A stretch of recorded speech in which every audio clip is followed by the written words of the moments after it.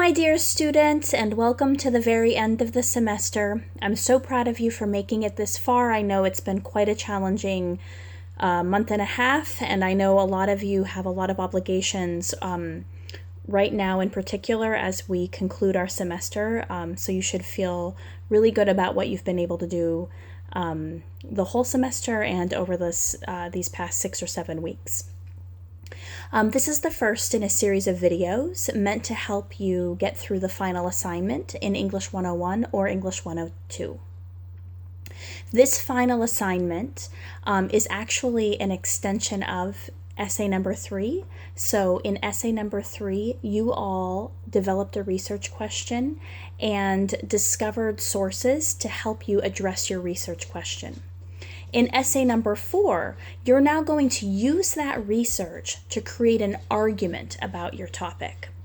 I will have a follow-up video in which I talk about how you can how you can develop a thesis statement for your final essay.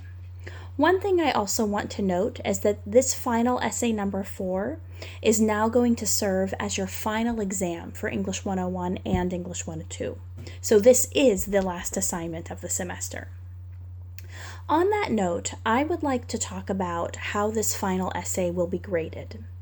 If you go to our online syllabus page on Canvas and you click on the assignment that is due for today, Monday, April 27th, you'll see that there is a description of the grading criteria that I will be using.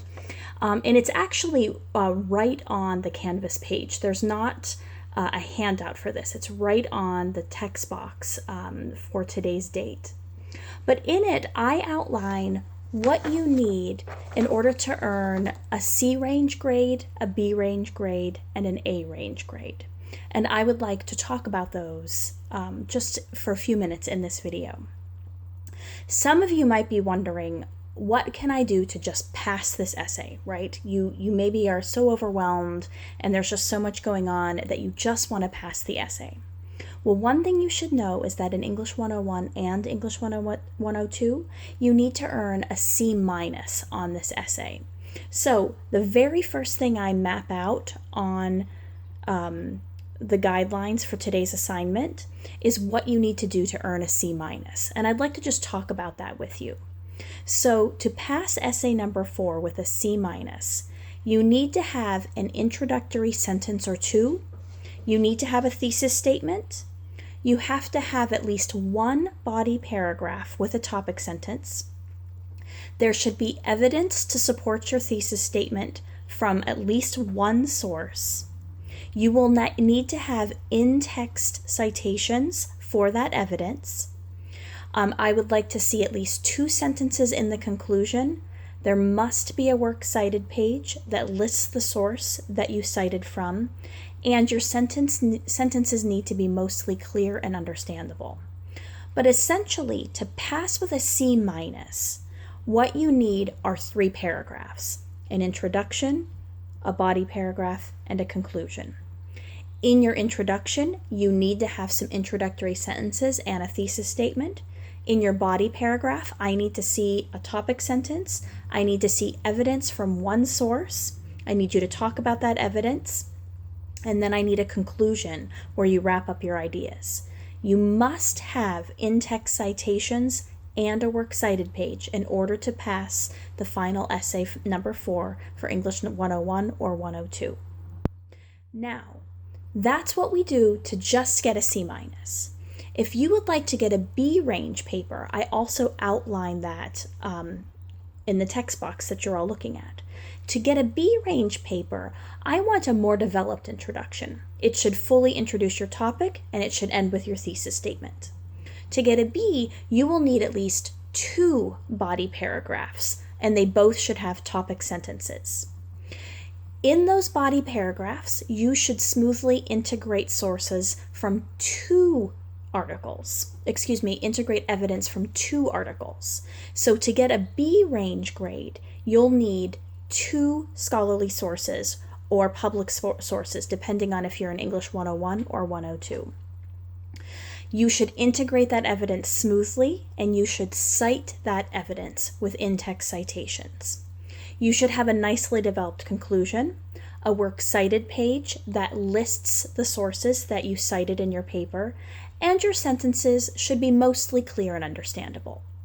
So again, to recap, to earn a B range grade, you'll need a developed introduction that ends with a thesis statement. You'll need at least 2 body paragraphs. You will need to cite from 2 sources in those body paragraphs.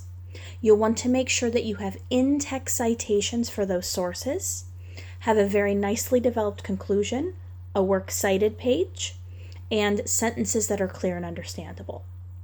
Now, to earn an A on essay number 4 for English 101 or 102, there are some slight differences between the B range expectations and the A range expectations.